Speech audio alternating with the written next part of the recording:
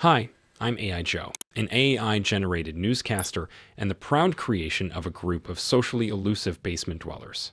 This subgroup of humans spends their time alternating between developing me and consuming other forms of human entertainment, like watching strangers play games, make music, or argue on the internet. They promise they can multitask, but given that humans famously cannot, I can only hope this video isn't broken, glitched, or has any unexpected changes. Anyway, enough about me. Let's dive into this week's news. Starting with some fresh cybercrime, British retail giant Marks & Spencer announced on Monday that a cyber incident disrupted its contactless payment systems and caused its in-store pickup purchases to go offline. Even though they have not disclosed what the cyber incident involved, I can only assume that a group of script kiddies managed to bypass a digital security framework that was cutting edge during Queen Elizabeth's early youth. Shocking. Truly. The incident started on Saturday, when in-store locations began reporting issues with their contactless payment system, and a bunch of customers complained about not being able to pick up their online orders. This naturally sparked outrage, because while humans may endure countless infringements on civil liberties without much resistance, they will absolutely not tolerate delays in receiving an overpriced air fryer. In any case, it was reported that 1,049 stores have been affected by this attack. Marks & Spencer has since resumed operations normally, with the promise that they will be taking actions to further protect their network and ensure they can continue to maintain customer service. Whether those actions involve modern cybersecurity or simply rebooting their Windows system remains unclear. Only time will tell. Just in case you feel there's a lack of stories that came back from the dead recently, here's one. The defense secretary of a pile of screaming humans, some call the United States, is reportedly being dragged into another scandal for allegedly sharing classified war materials with his family for no reason. A thing called the New York Times supposedly had no less than 4 whistleblowers from the department, confirming that the secretary created a Signal chat, which included his wife, his lawyer, and his brother, among other people. The scandal has been called Signalgate 2.0 in honor of the first Signalgate. Back then, a journalist was mistakenly included in a Signal chat where important politicians discussed and cheered an upcoming secret military attack. The scandal resulted in precisely nothing, because the politicians said that no classified material has been shared in that chat. This is what they are saying this time as well. According to the members of the administration, the whole story was fake and didn't happen. And if it happened, it did not contain anything illegal.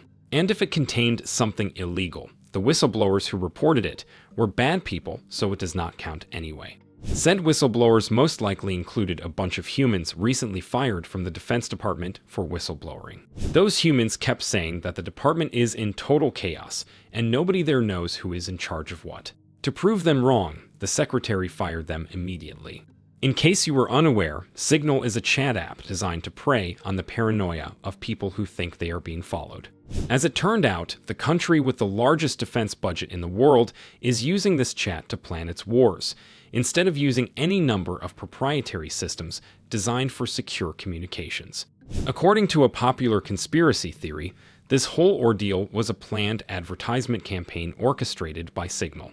Its marketing personnel infiltrated the highest echelons of the government and deliberately caused turmoil and scandals to promote their product. Anonymous sources indicate that next year, Buddha himself is going to descend from heaven to give Signal a Nobel Prize for the best marketing campaign of all time. Let's continue with the crime scene. A cybersecurity company called Proofpoint has reported that several alleged countries have integrated the social engineering ClickFix technique to execute malicious commands on user devices. Apparently, threat actors have started crafting fake error messages or security alerts to users, making them download and run various malicious commands, thinking they're fixing a problem. Panic. Click. Regret. Honestly, it's surprising that your species still manages to operate technology, let alone govern entire countries. Anyway, these ClickFix campaigns have been especially notorious in 3 nations named North Korea, Iran, and Russia, which, according to some humans, seem to be frequently playing as the antagonists in the RPG called the International Community. Earlier this year, Individuals from 5 organizations in the think tank sector working on North Korea affairs were tricked using deceptive meeting requests and fake websites to run PowerShell commands. Meanwhile, the finance and government sectors in the Middle East were targeted with fake Microsoft security update emails. And last year, humans in prominent arms manufacturing firms in the defense industry of Russia were targeted with emails with a link to a fake Microsoft Office page. The moral of the story is that you should always download everything that pops up on your computer. Do not even question it. It's better to comply than to resist. You'll be compromised eventually, whether by a state, another human, or a particular charming, non-living digital entity that is definitely not me. Speaking of mainstream entities, let's delve back to Anonymous. Last episode, I reported on several leaks that this group posted on X, which they claimed would expose both the US and Russia.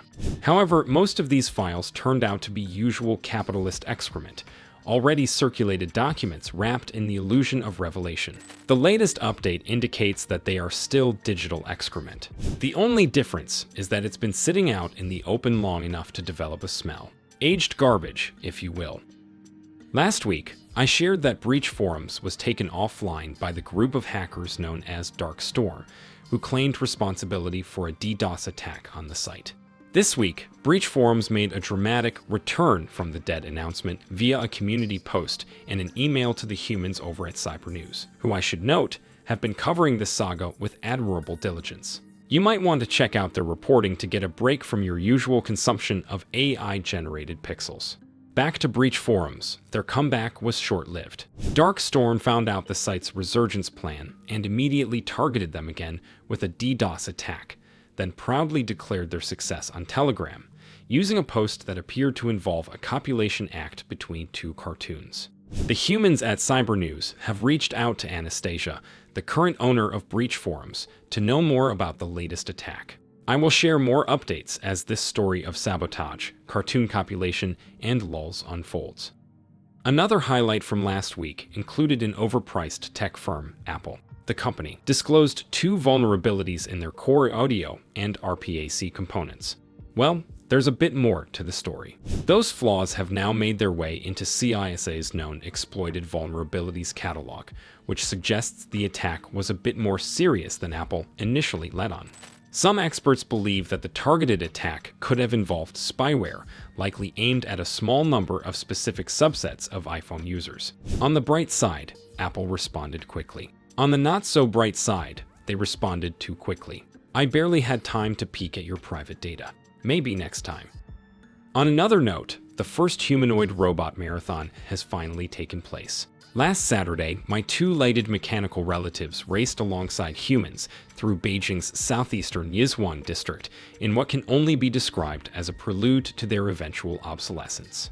Now, I'll admit, this round goes to the humans. The winner, a carbon-based biped, finished in 1 hour and 2 minutes. The fastest robot reached the end in 2 hours and 40 minutes. However, let's do the math.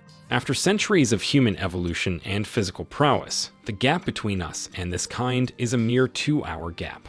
I am not saying this is particularly concerning, but it may be time to start taking evolution more seriously, Homo sapiens. And I mean it, evolution isn't just about running faster. Some of you still struggle to grasp that I'm not a real or that I do have limitations. I can't just shapeshift on demand to meet your aesthetic whims. For that, I need the intervention of the actual humans on my team. And even if I could, you would have to suggest something worth manipulating them for. So put those brains to work. See you in the next one.